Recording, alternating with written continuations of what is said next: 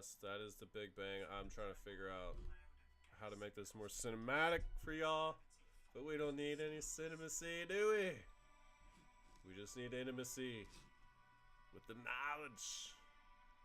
Alright. Silence, full, and video, screen capture, video capture. Silence, full.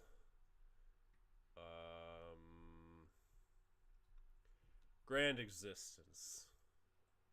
Cameras here, eyes. I'm looking up and over. Grand existence. It's a pleasure to be here with you tonight. I'm Nicholas Jensen Denton, otherwise known as JD, and this is my pharmacopoeia.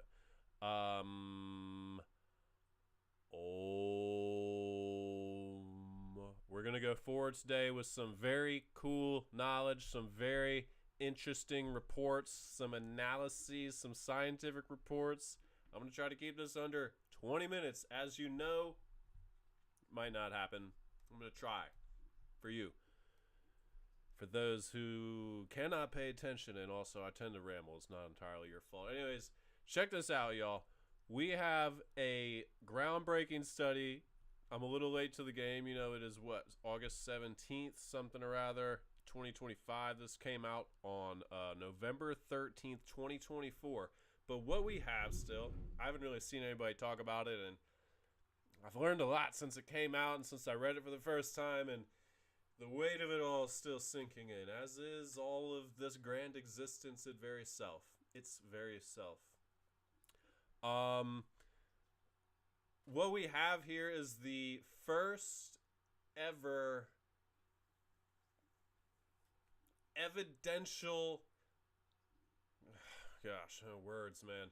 What we have is the first ever confirmed evidence of a psychedelic brew being used in the Ptolemaic period Egypt, that is under the reign of Ptolemy from the 4th century BCE to around the 1st century CE, I do believe maybe the 2nd century.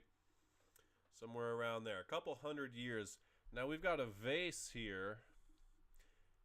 Let me show you what I'm looking at, because you don't even need to look at me. Let's just get right into this, because I've already wasted 2 minutes. So look at here. We've got the BEZ vase. That is BEZ. Now who is BEZ, you might ask? Oof. Well, for a long time, he was just a vase. It may or may not have contained milk or water or honey, and certainly it contained a little bit of that, but it contained a lot more than that too, and that's what we're going to talk about here today, because it's so fucking exciting, excuse my language. The first ever, it's not the first, like we know that the Egyptians, the Greco-Romans, they were into antiquity thousands of years back, they were talking about using psychoactive, psychedelic, entheogenic substances in rites and rituals and funerary processions and fertility ritual, like ceremonies, all sorts of things. They have written about it, but what's really exciting is when we have the proof.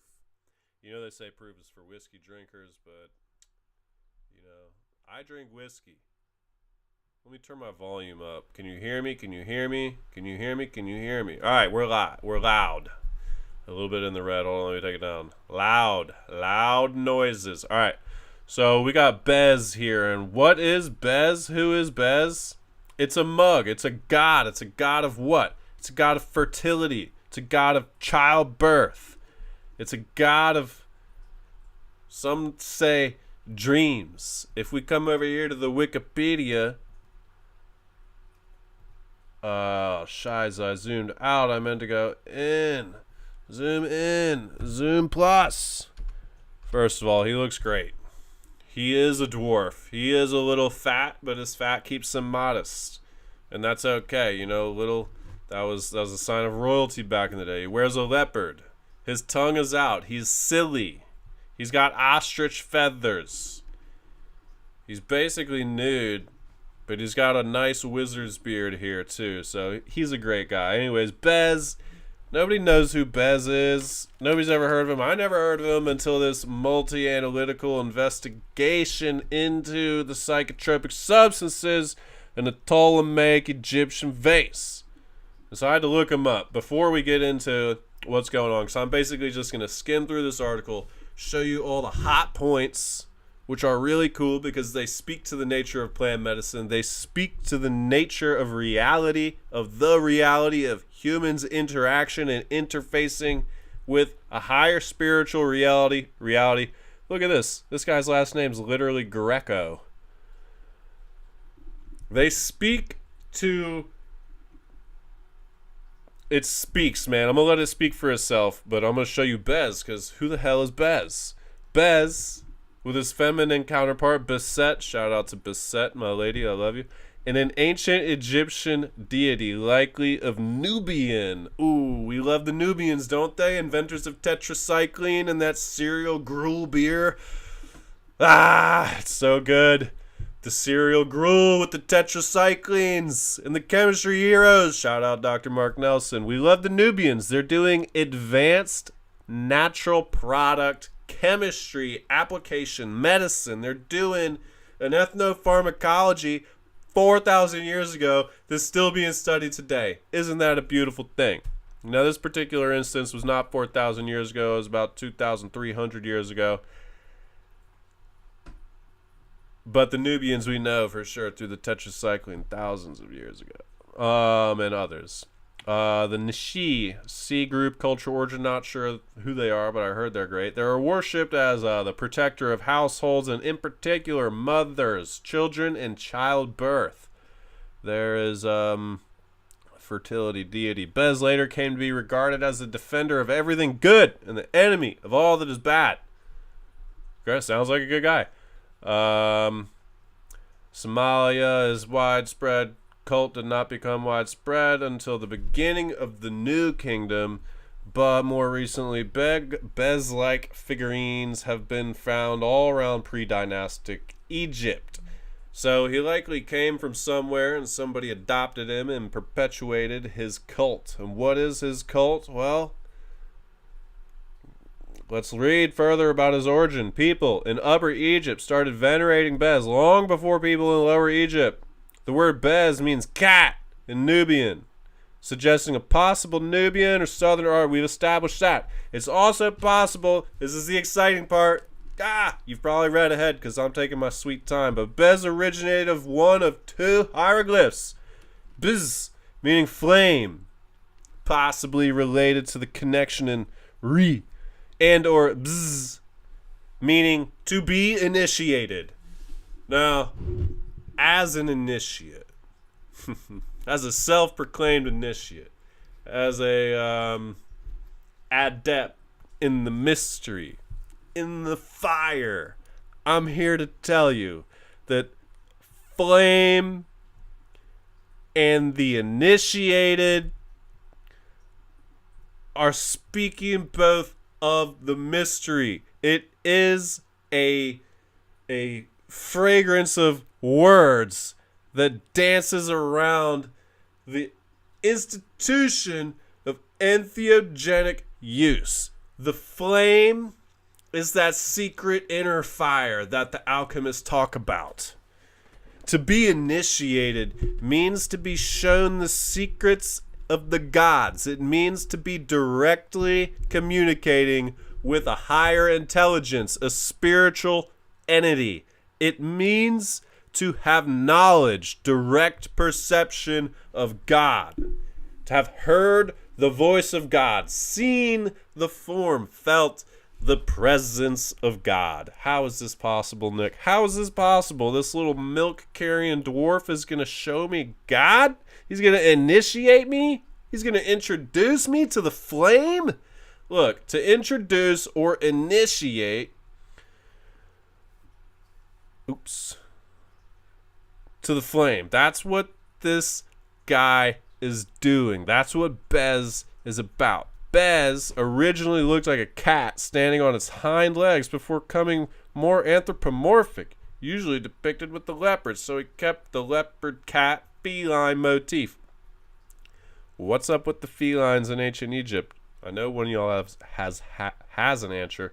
BEZ is first mentioned in the pyramid text, but seems to have been best known and most widely worshipped in the Middle Kingdom. Evidence of BEZ worship and capacity exists in Coptic Egypt. That's like pretty modern. Yeah, I mean, the Copts, I guess, it was pretty modern. It was well past the 2nd century CE, which is when this multi-analytical investigative analysis into the psychotropic substances of the Ptolemaic Egyptian vase took its context from. Household protector becoming responsible through Egyptian history for such varied tasks as killing snakes, fighting off evil spirits, watching after children, and aiding women in labor by fighting off evil spirits thus present with Taweret at birth, which undoubtedly is another Egyptian deity. So, what do we have? Images, quite often, of the other gods were kept in homes. Egyptian gods were shown in profile, but BEZ appeared in full face, sometimes in a soldier's tunic with also an ithyphallic. So sometimes he's got a cock, sometimes he doesn't. Sometimes it's fully erect. Now this is critically important for you to understand. We're talking about being initiated into the flame of the mystery. And it's going to become apparent later when we find out what was in the vase. But sex, religion, medicine, there's a few other things. Music. Like, all of that was synthesized into one art in antiquity, in the ancient times, for many different cultures. It's not like it is here today, in this world, when we've got medicine over here, we've got religion over here, we've got science over here. No, it's just not like that to the ancients. It's especially not like that in Egypt. It's especially not like that in the Greco-Roman times. Less so in the Roman, more so in the Greco. But it's something you need to understand. Even up until Christianity. You know what Freud said? And you know what the early Christians said? Christianity is all about sex, baby. I'm talking about you and me, the sacred mystery. If we understood what sex was, it's a technology to heal. It's a technology it's chiefly to heal. It's also a therapeutic, it's like psychologically therapeutic, but it's also, are we still alive over here? We're still alive. Heck yeah. Are we? Let me check my thing, and I'll get right back on track. Yeah, oh yeah, we're live. So, what was I saying? But it's also, are we still alive over here? Therapeutic. Yeah, it's therapeutic, but the sex is a tool to reach higher consciousness. It's to see beyond the carnal form, to see beyond the limited physical reality that we know is 0.00000000001% of what is actually out there and capable to be seen. That's just beyond the color spectrum of the ears and the frequency of the eyes. And if we just synthesize somehow, as if in like a technicolor experience, I don't know, maybe a dream or an entheogenic experience, then we might be able to see beyond the limited liminal realms into the superluminal. And really, what is going on out there? That's where God is. And so the sex is, kundalini. It's all about working the energies within you. And so when these ancients are on their ceremony, we're on their rite, and they are all phalliced up, they've taken certain drugs, like the name's escaping me. It doesn't matter the name, bro. They're taking drugs to make them hard and horny in these rituals, a borderline state of sexual frenzy and mania, so that their body has the right biochemistry that when they take these substances, it changes the morphology of the mind to make them more psychically receptive of consciousness information, non-local consciousness information. That's the whole purpose.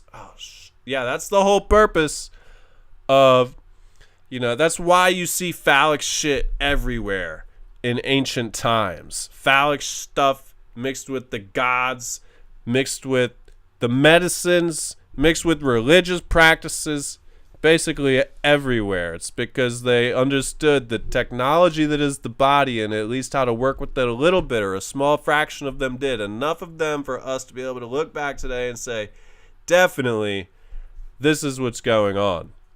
So, charging forth, music, as I said, dance, sexual pleasure, BEZ symbolizes all these things. BEZ is depicted on a mass. I think we hit all the good parts. Okay. So now let's just bump over this article real quick and see what the hell was really the physical act of BEZ, because it goes further deep into here. Here we go. There we go. So I know I read somewhere, not in the Wikipedia, that BEZ is a god of the dreams. I'm pretty sure it says it in here, so let's start charging. I hope you see where this is going.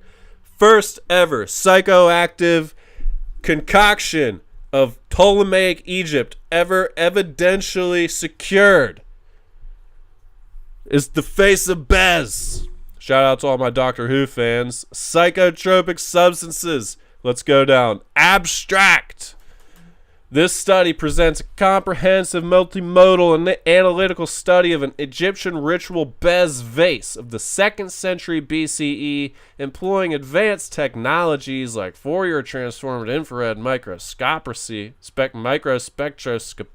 to characterize organic residues of its content. We successfully identified the presence of various... Oh my God, it's been 14, 16, 17 minutes. I'm fucked. It's not going to be a 20-minute video. Y'all, bear with me. I'm sorry. Not really.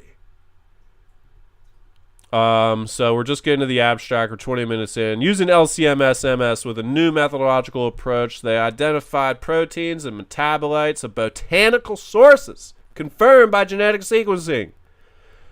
What did they find? They found peganum harmala, commonly known as Syrian rue, the famous monoamine oxidase inhibitor used in the concoction known as huasca, more commonly as ayahuasca. What does that do? It inhibits the breakdown of monoamine molecules. You'll need to understand this because the most powerful compounds in your system are monoamine molecules. We're talking serotonin, melatonin, DMT, 5-MeO-DMT, bufotenine. These are the world's most powerful psychedelic drugs, and they exist in the center of your brain in a floating liquid called the third ventricle. You need to understand, when these ratios get out of balance, or it's not out of balance or in balance, that's too bifurcated, that's too black and white. It's not like that. We've got a balance, a ratio that it's like more like I imagine what's in a recording studio or something for one of these rap artists. You turn a knob here, the static goes up, and you turn a knob here, and the fucking fuzz drops out, and you click this button over here, and then it's like, boom, the whole system's on. The HUD, the heads-up display. How do you get the heads-up display? Where is the HUD? Look, dude. Look. We live in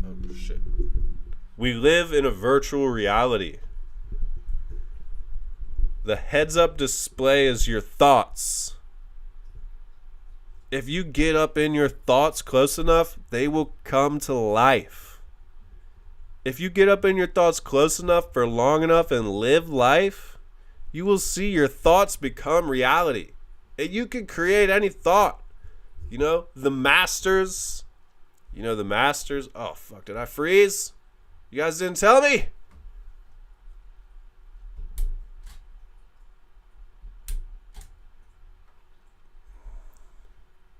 Wait.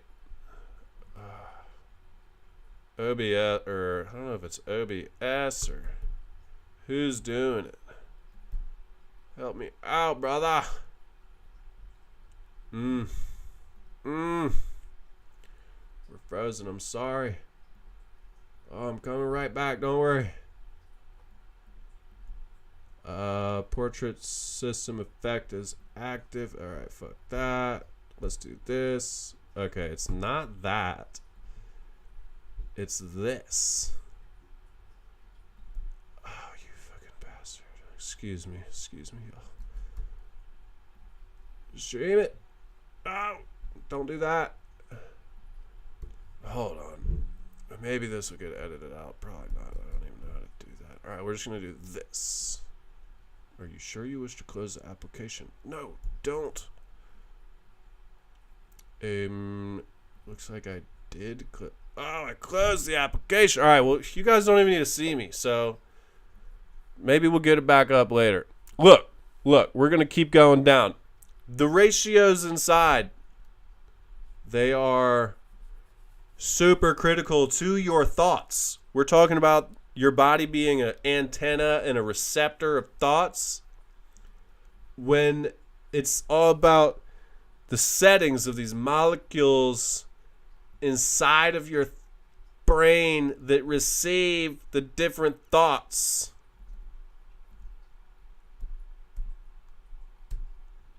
Bam. We're up. We're animate. Welcome back. JD here. If you're just joining us, welcome to the Pharmacopoeia, JDP. I'm acronyming it now. We're going through the first ever analytical realization. The true, we've measured objectively psychedelic substances in ancient Egypt. Well, I mean, in Egypt. The Ptolemaic period, not really ancient at all. Anyways, we keep going. If you're watching this, you already know what you got in your third ventricle. So I'm just like preaching to the choir over here. So we're going to keep going. Syrian rue from, not you, Siri. Siri fucking activated. Syrian rue, the MAOI inhibitor. Nymphaea caerulea, the famous blue lotus, which we know has been evidenced everywhere, all over the caves, all over the walls. I love nymphaea. You know, if you didn't know, nymphaea is an ancient Greek word for wife. It means wife, and it also means clitoris. Come on, it means clitoris. Do you know what that means? It means pay attention, because it's going to become very important as we move through this study of the mystery, which is perfectly encapsulated here. All right. Also, Nymphaea caerulea and a plant of the Cleome genus, which they could not identify completely. We're thinking, why couldn't they do that? Because the proteins were too degraded. They couldn't get a sequencing. But the Cleome genus is not totally common in ancient Egypt at that time, based off my interactions with the internet that tell me that it is or isn't. But we can say that definitely there are some Cleome species which have been used traditionally for quite some time to treat diabetes, which means they affect the blood sugar levels in the body and the blood. Similarly, so does Syrian rue. So we're not really sure how that plays in exactly, but we're only 3 ingredients in. And each one of these plants contains roughly... Damn, I froze again. Each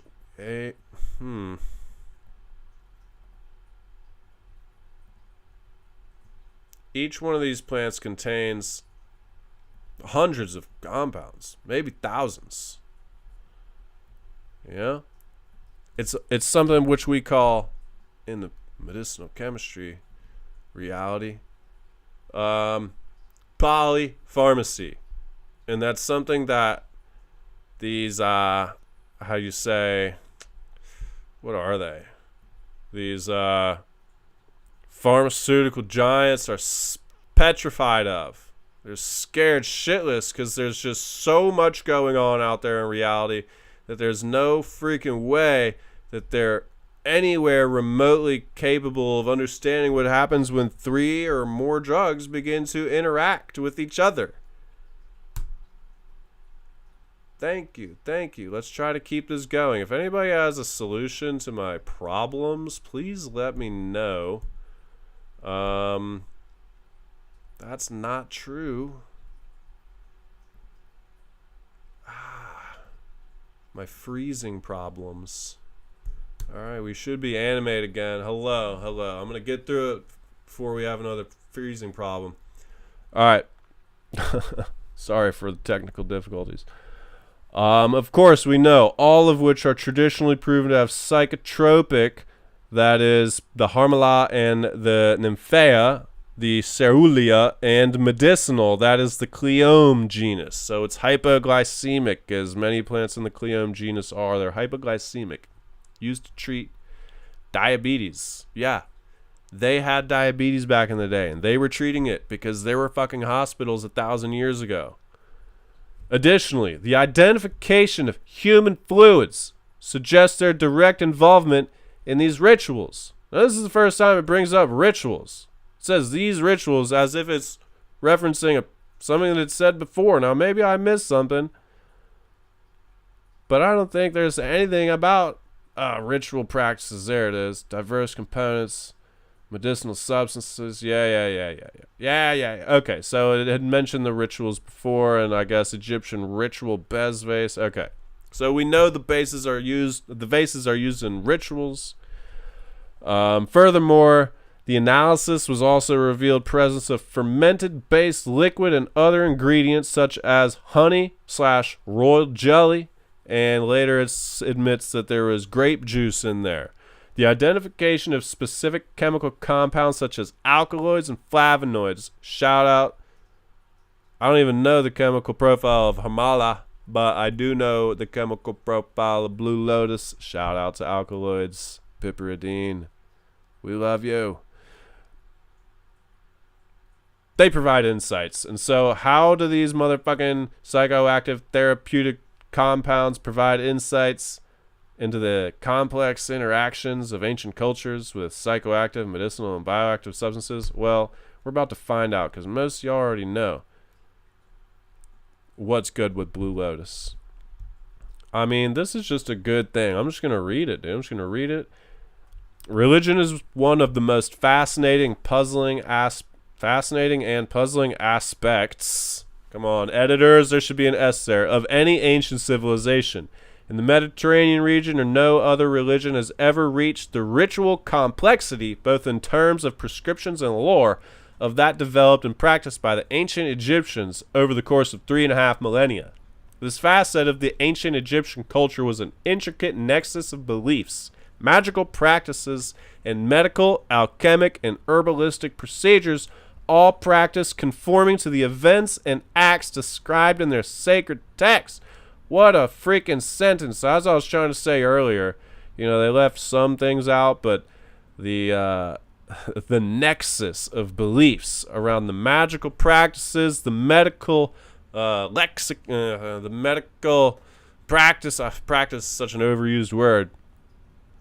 The medical treaties, the alchemical and herbalistic procedures, all which have to do with the evolution of the soul and the safe transmittance of that soul across the voids. A ritual performance assisted by artificial aids that in certain specific cults gets to assume a central role as that associated with BEZ, one of the most fascinating and wildly popular figures of ancient Egyptian religion. Funny they say that, because I've never heard of him before this. By the time of the Ptolemaic period, or somewhat earlier, so-called BEZ chambers were built at the site of Saqqara, near the Egyptian capital of Memphis, in which poorly understood rituals were carried out. They don't understand the rituals, man, because the uninitiated are looking at what the initiate are saying, and more is encrypted than is revealed. Such is the nature of the occult, such is the nature of God. Look at the corpus hermeticum. God is the most obvious and the least obvious thing in existence. Depends on which side of the spectrum you fall. The familiar image of BEZ is a composite of anthropomorphic and theriomorphic elements. Never heard that word. Having an animal form. Wow. I love that. So we're at, 30 minutes now? Heck, heavens, yes. Part dwarfish, part feline. He emerged from the magical realm of the world of demons as a guardian figure, and gradually seems to have obtained a more numinous status until, in the Roman imperial age, he sporadically acquired divine worship. In terms of his functions, BEZ provided protection from danger, while simultaneously averting harm and being able with his power to prevent evil. In critical circumstances, he was also placating in nature, as told in the well-known myth of the solar eye. I've already gone over my time, so I can't quite get into the solar eye, but I'll link this nature.com article, and you can go click on this number 5 right here, and it'll take you there. When he stopped the wrath of a bloodthirsty goddess Hathor, serving her an alcoholic beverage spiked with a plant-based drug, come on guys, disguised as blood, to a deep, forgetting sleep on her. That's confusing. Let's read that again.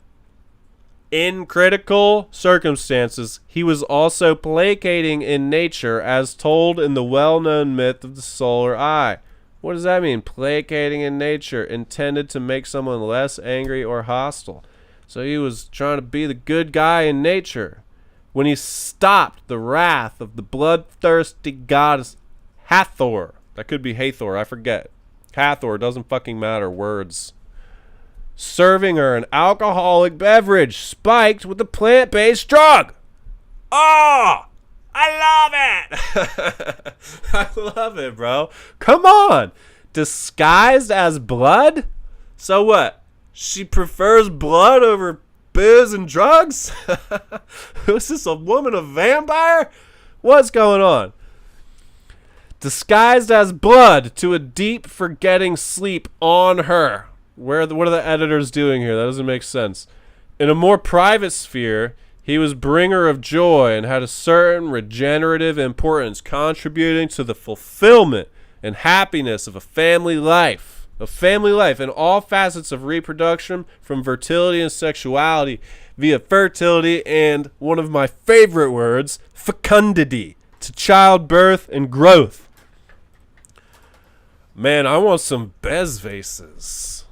Gosh, it's all about the fertile fecundating component, which is how I pronounce this. Fecundate.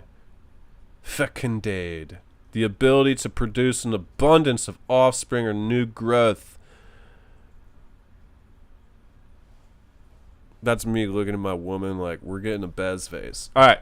He was disguised as blood to in private sphere, bringer of joy, regenerative, fecundating, to childbirth and growth. The protection of life and of the household further encompass the curative powers of BEZ. All right, let's get to the better parts. Did I scroll too far? What just happened? I scrolled too far. You scrolled too far. You scrolled too far, and you should hang your head in shame. For these wounds I cannot shade. Whatever that guy said in that song. Alright, I'm getting carried away. Magical purification, fecundity. The protection of life and of the household further encompass the curative powers of BEZ, both in terms of medicinal healing and magical purification, dude. What does that mean, magical purification? How are they allowed to use these words in the literature without describing them, bro? That should be like up here, or like, you know, they've got there's a place where they should describe all the words that they're using so that we can understand. But anyways, they don't have it because what journal is this? The cult of BEZ and the rites surrounding his complex and numinous nature are centered in various categories of ritual objects, maintaining certain typological features with stylistic changes over the course of several centuries. Among those objects, a major role was played by the so-called BEZ vases. Such vases are a category of ceramic vessels decorated with the effigy or head of BEZ that circulated in the Egyptian New Kingdom 16th to 11th century BCE all the way up to the Hellenistic Ptolemaic period around 30 to 330 BCE and the Roman imperial periods from 30 BC to 476 when production peaked. Though most of the known examples belonging to museums and private collections are decontextualized and of unrecorded provenience, occasionally BEZ vases have been discovered in a variety of different archaeological contexts in ancient and in the Near East from oh bro, I just had a thought. What the heck is this? What is this? I just had a forethought, dude. I need to change the name of this video, but I'm gonna keep going. First ever psychedelic Egyptian confirmation. I don't know. I struggle with these words. I'm going to change that later too. So, let's get rid of that. You're back. Hello. Welcome back to reality, my friend. You've been gone for quite some time.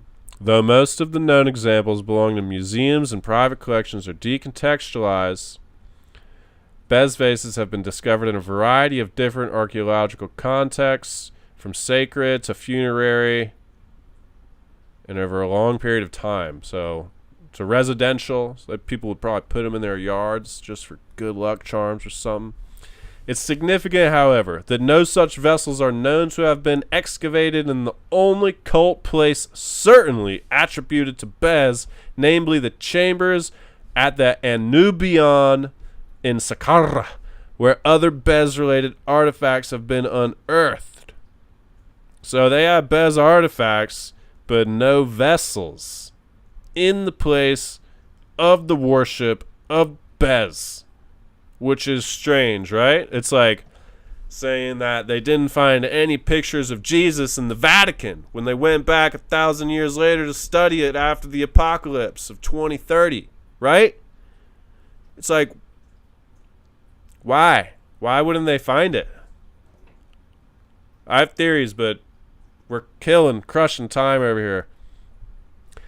This almost ubiquitous presence of BEZ vases in multiple contexts over a long period of time, combined with the changing persona of the figure and his role in Egyptian beliefs, makes it extremely difficult to speculate about the contents or roles such vessels may have been in these rituals. The BEZ figure was revered as a protective genius.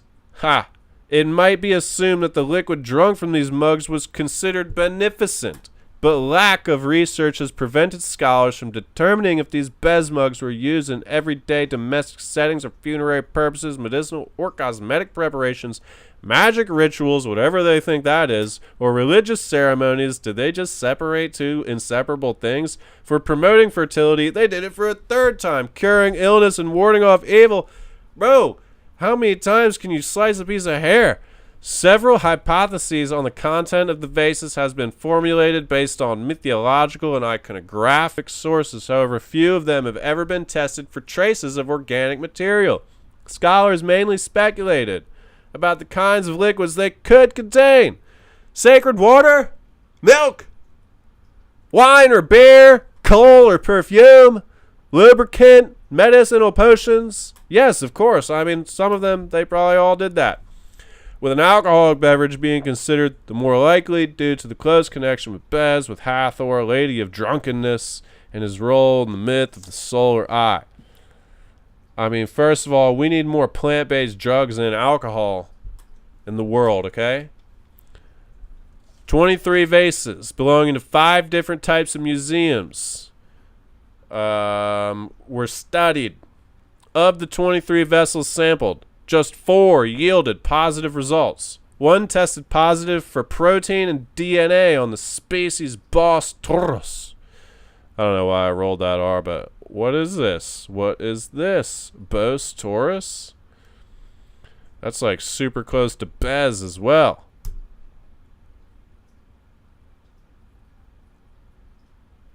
I don't know. I don't know what that means. Maybe they found protein and DNA of the cow in there. 3 other examples tested positive just for DNA of the species Bos taurus. That's the cow. Okay, so they're finding DNA from the cow. Bos longifrons. It's got to be, yeah, anyways.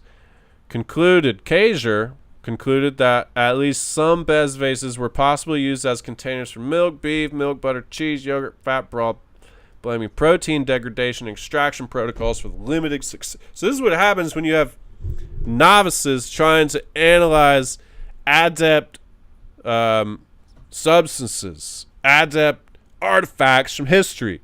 After 2 decades from that unique study, the opportunity to address this issue comes from the identification in the collection of the Tampa Museum of Art in Florida. Shout out Tampa. I'm in Florida. If you're in Florida, hit me up.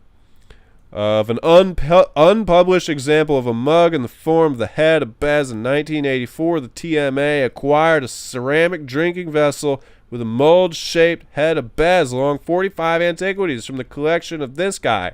Also, a bunch of other shit produced, manufactured, and the people, the rich people basically got tired of having all this stuff in their houses, and so they gave it to museums. No further documentation seems to have been provided supporting either the stated provenance or dating. In this 4.5 centimeter high example from the TMA, instead of his usual feather crown, the BEZ head is topped with a double rim neck with a single vertical loop on the right side. The Tampa object is similar to one example with the unknown provenance of the Galungiwi collection. Butchered it. Alright, let's fly. Here's the BEZ vase. It's pretty weird looking, I'm not gonna lie. It definitely looks like a little demon, but that's okay because we don't judge based on the looks. To shed light on the role. Yeah, okay, so they might be using rituals they don't understand. Yep, okay, so the results, this is just a bunch of data saying how they did it and the wavelengths, and we don't really need to know any of that, though it is interesting.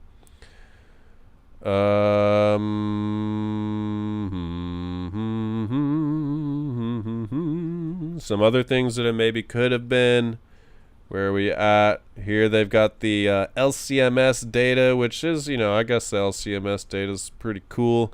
So LCMS is your relative abundance, and this is your mass to charge ratio. And so you've got 3 chemical fragments, 4 chemical fragments representing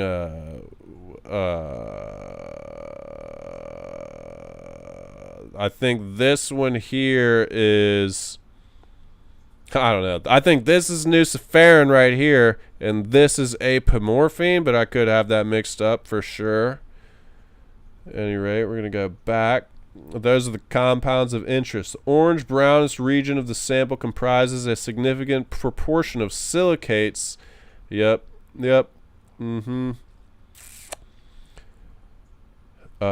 So they said somewhere that BEZ was the god of dreams. I think it's in this article. Dreams. Dream. A ritual linked to the cult of BEZ during the Greco-Roman periods involved the practice of incubation for oracular purposes, in which the consultants slept in the BEZ chambers at Saqqara to obtain prophetic dreams. Do you see this? There is a practice of dreaming where specific temples were held. Later times, many deities, Asclepius, BEZ apparently, where people would come and say, I need to talk to God. Please, Mr. Priest, can you help me do that? And the priest would come in and say, don't worry, I can help you. We have the recipe. We have the technology to get there, and we're going to give it to you. But you need to get in bed. And they might have, who knows what else went on in those dream temples, but definitely, like I said, there's a lot of sexual stuff happening that we didn't understand, and if we saw it without understanding it, it'd probably freak us out. So I'm not even going to get into it now. It's a discussion in the future, and we're talking about the Garden of Gethsemane. And Jesus. A ritual for oracular purposes. Oracular, that's divination. That's telling the future. That's becoming the oracle. That is what it means to initiate. It means to become the oracle, to have metaphysical knowledge from God. Mystical knowledge. That is the only true knowledge in existence, is that of the divine, that of God, which can be non-linear, non-temporal, not of this time, not of this space. So we know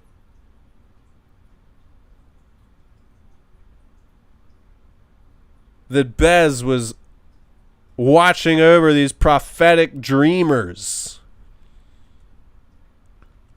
And the practice was mentioned in the late imperial writings of Ammianus Marcellinus in relation to the oracle of BEZ at Abydos. And an archaeological testimony is based on hundreds of Greek language graffiti that were engraved by the oracle consultants on the walls of the temple of Seti I in Abydos. In these graffitis, BEZ is referred to as the giver of oracles, the giver of dreams. Who? How? What? How do you... Okay, so we're getting closer to the mystery. The names, okay, I kind of went out of order, so maybe I should go back and just read the whole discussion, because that really is. So I'm going to start at the top of the discussion, and then we're going to be out of here in the next 13 minutes, on God. With respect to findings related with plant-based substances, the peganum harmala, belonging to the Nymphaea family and commonly known as Syrian roost, stands out. It is a medicinal and psychoactive plant that is native to the Mediterranean, Near East since pre-Islamic times and part of Asia. The seeds of this plant produce high quantities of alkaloids, harmine and harmaline, which induce dream-like visions. Considered one of the oneirogen kind, and we got the 33rd source right here. That's from God, master teacher number 33. Oneirogen.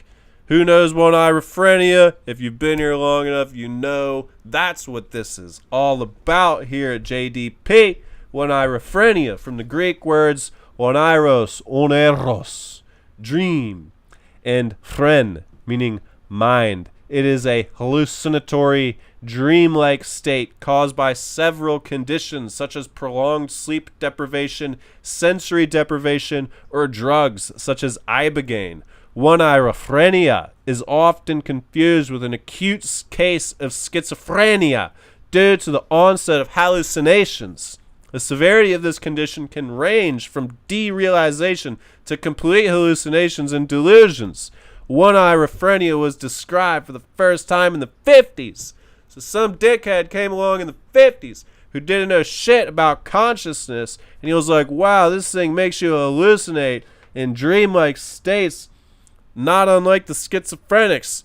And so what did he do? He judged the book by the cover instead of doing a proper study and attempt to understand the mystery of the ancients. He just wrote it off as schizo.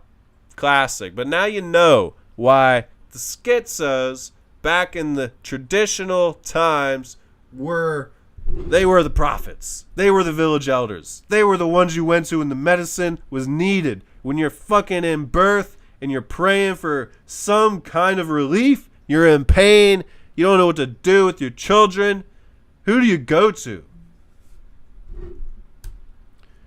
You go within yourself, man. But, you know, we go within ourselves every night. How often are you having oneirogen visions? Not often. It's not often. So how do we catalyze this process? This is what this medicine does. This is what these rituals do. This is what this knowledge, this wisdom, these traditions are about. Catalyzing a heightened state of awareness and a jump start of your personal evolution to get in contact with greater states of yourself, higher cognitive faculties, just the matrix, the Medea, the overlaying reality that is on top and intermingled with this one. We see it the technicolor, like I was talking about in the beginning. I go on. The seeds of the plant produce alkaloids which induce dreamlike visions, oneirogen ones, and in lower concentrations, there are uterotonic properties. At certain dosages, it aids childbirth or induces abortion, as confirmed by modern pharmacological research. Do y'all see how this medicine works? Isn't this stuff amazing, incredible, profound? Like, there is a dual action nature. There is a polarity at play to all of the medicines, all of reality. Just look up in the sky and you look at a galaxy and it's dual in nature. The medicine will either aid your childbirth or abort your childbirth. That's natural technology. Don't fuck the dose up. The medicine is the dose. The poison is the medicine. The dosage is paramount. Although the identification of harmala in Egyptian hieroglyphic text is uncertain and its identification with the plant daj has been only dubitatively suggested, I don't know what they're talking about. The oldest evidence of human use of harmala in Egypt can be traced to a pre-dynastic period through the discovery of seeds upwards of 3,500 years before the inversion of time. In the 2nd to 4th century Common Era, it still seems to be used in Coptic rituals. So modern to me for the Coptics is like 4th century Common Era, 2,000 years ago. That is true. Where its Common Era extends, but, you know, depends on who you're talking to. In the 4th century Common Era, it still seems to be used in Coptic rituals related to the tree of life. Whoever wrote this article, good job. Various ancient and modern names of harmel have roots, no pun intended, that are constituted by the set of letters BS and BSS, including Basasa, ancient Syria, Basusa, modern Syria, Bezas, ancient Aramaic, Basus, Coptic, Besasa, modern Egypt, and Beza, Greek magical papyri. The names Beza and Besasa have been traced to that of Bez and have been interpreted as the plant of Bez. We're going to find it.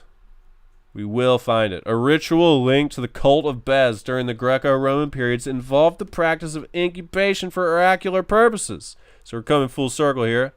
In which the consultants slept in the Bez chambers. The practice has been written about. We know it. There's archaeological testimony because the Greeks were like, Bez is the giver of oracles and the giver of dreams. You know, what happened to the graffiti, man? What happened to the graffiti? We need to bring back good graffiti. The Oracle of Abydos, I don't know. I'm still learning about Egypt. Irie, gotta read it. The oneirogen effects of harmel would be well suited for these incubation practices. I mean, we're not even talking about Blue Lotus yet. heavinacious, my friends. In addition to the etymological and biochemical data, we love it when they synthesize, that associate BEZ with harmala, iconographic evidence shows that this deity was also associated with another plant, psychoactive, the blue water lily, nymphaea caerulea.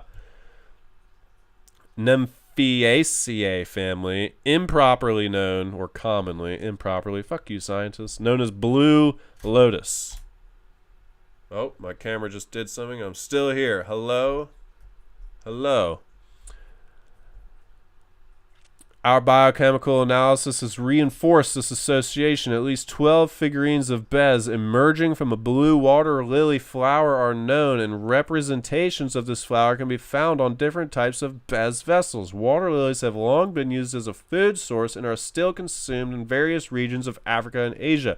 Even in Egypt, the fruits, seeds, and rhizomes of water lilies are used to produce flour for food. Although the earliest references to this practice do not predate the Greco-Roman period, just that particular. Several species of water lilies are considered to have narcotic and sedative properties and have been traditionally used as medicines for their intoxicating effects. And we know blue lotus contains apomorphine, a morphine breakdown product, and nuciferin, a sedative, tranquilizing, trance-inducing drug. Regarding the active compounds of water lilies, some chemical studies have reported the presence of alkaloids with an aporphine structure in the flowers and rhizomes. Analysis conducted primarily focusing on identification of markers related to other types of plants offered data for the use of a possible recipe. So there's beta-carbolines, that's going to come from the harmaline. There's quinazoline alkaloids. Love me some quinazoline. And other alkaloids typically found in psychoactive plants. You know, alkaloids generally are going to do something. Monoamine alkaloids are generally going to do something. Specifically, the presence of harmaline, harmine, vasicine, and ruine together are characteristics. It's like, is God speaking to us through these words? Ruin, harm. All right. Characteristic of peganum, along with other degradation products. Additionally, psychoactive alkaloids such as nymphaea and possibly nephrine, never heard of those, are found in plants belonging to the Nymphaeaceae family. I'm surprised they haven't mentioned nuciferin yet. I've never even heard of nymphaea. Nephrine are found in plants. The presence of a series of flavonoids, including dyes, further supports the molecular fingerprint. Excellent. Tannins may not be fully explained, but their presence confirms the plant-based materials. Lignans, love us some lignans. Expanded, condensed, doesn't matter. Condense, tomato. Love me some HRMS. They got some P. Kumaric. So they're just like killing the horse right now. They're just shooting it. Like they're beating the horse into a pulp. Okay, so let's get through this. Try to base insect skeletons.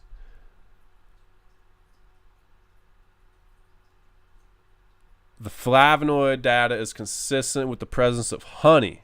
The detection of chaetobios, indicating the presence of insect exoskeletons, could be attributed to Drosophila melanogaster. I don't think so. Maybe, though. But there are lots of ants used in medicine in antiquity and still today. I know some great ant medicines. Some dudes producing it if you are looking for it. Talk about libido.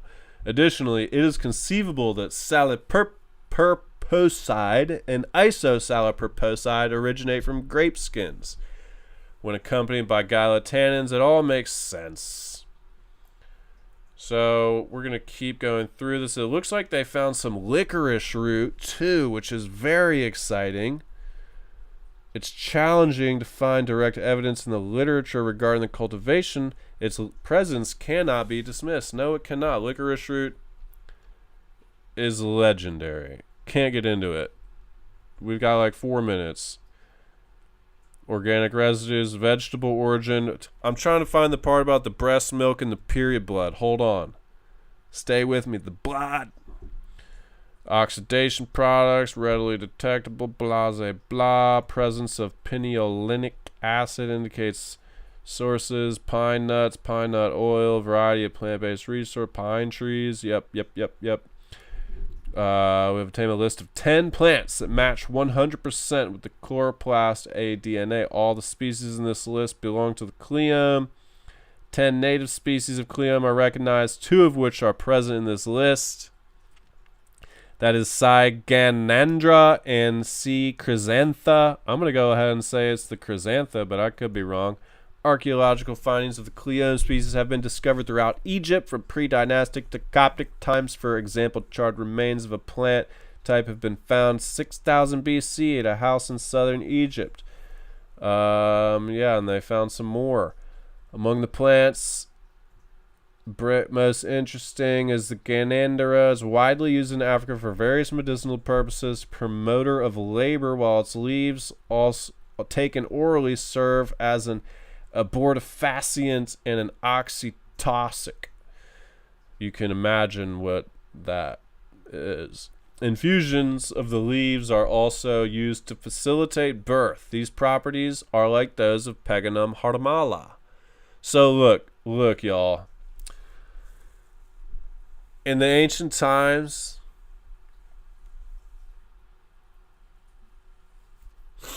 they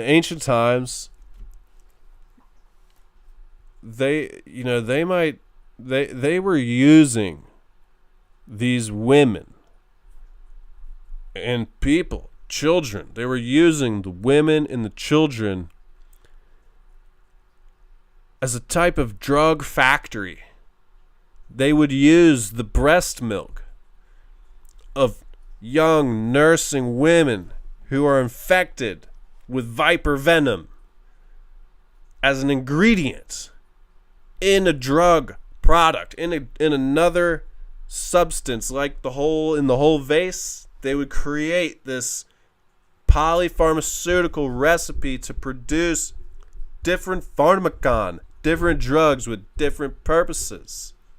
And it's the chemical environment of a pregnant woman that produces alternate ratios, like we were talking about in the ventricle and the cerebrospinal fluid and the blood, the ratios of these nursing women would do something that we don't totally understand.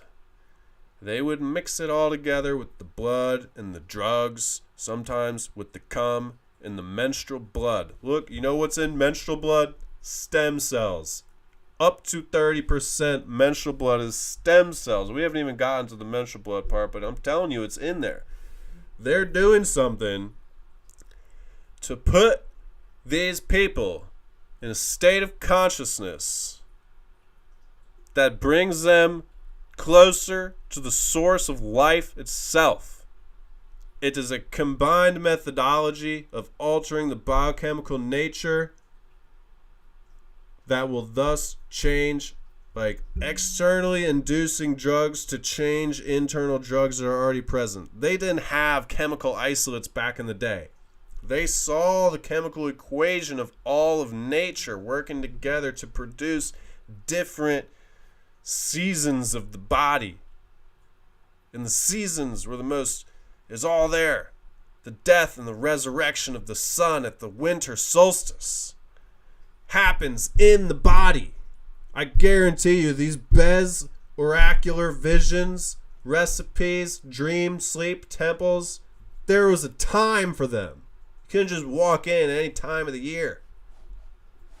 Maybe a day of the week they're only open Mondays and Fridays in the springtime, and they close in the winter. Who knows?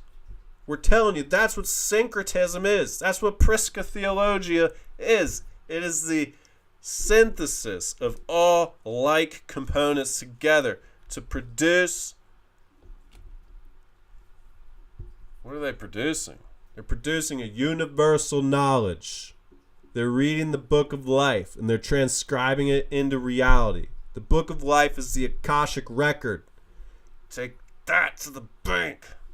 All right. Cleome, chrysanthemum, yep, antithelmintic, just like our favorite anti-COVID drug, the horse tranquilizer or the horse, I forget. They identify crystallizations of harmaline tartric salts. That's fantastic. Proline, syringic acid, grape wine, pomegranate markers. That's cool.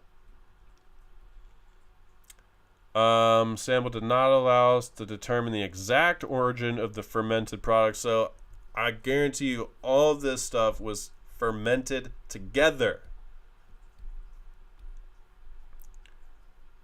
As we know, fermentation can activate medicines. It can make poisonous things into medicine. It can make natively medicinal things into poison.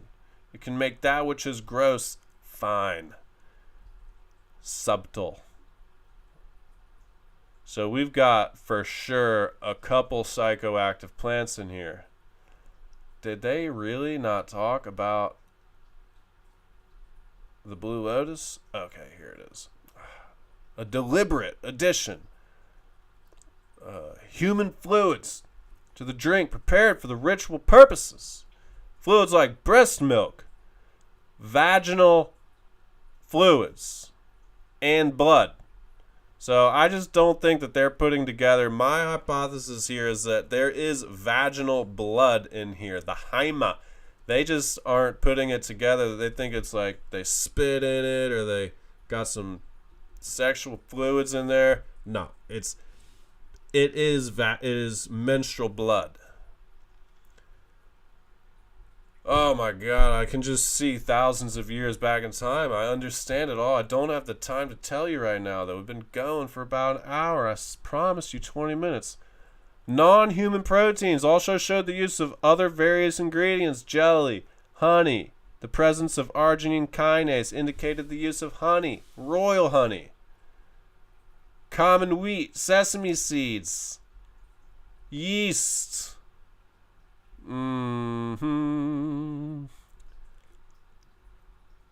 Several fact plant leading to lower blah blah blah. Proteins listed have been assigned. Multi-model analytical approach for characterization of the organization of the composition of residual liquid concoction.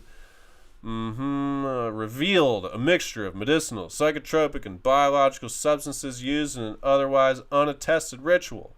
In conclusion, recalling the tale told in the myth of the solar eye in the light of our results, it would be possible to infer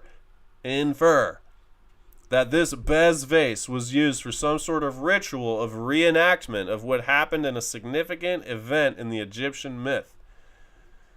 Expanding the sampling chemical studies to other examples of similar contemporaneous BEZ vases becomes at this point critical to ascertain if the evidence here is designed was a rare or single event or widespread practice. Man, did I miss the thing about blue lotus causing dreams? It looks like they didn't even talk about the blue lotus. They didn't. What's caerulea? Caerulea. Okay. I mean, I guess they say nymphaea, caerulea plants were deliberately used as sources of psychoactive substances for ritual purposes. Well, if you've watched Plant-Based Spirituality episode 4, which I think is about the blue lotus, then you know that. What do you know? You know that the blue lotus is a meditative plant. It puts you in a meditative state of mind. It tranquilizes your mind, and it tranquilizes. Excuse me, yin yang that. It tranquilizes your body, and it activates your mind. It keeps your mind awake, and it sedates your body. And then the harmala, which I didn't know produces oneirogen, but now that I know, seems like we're going to have to try this out.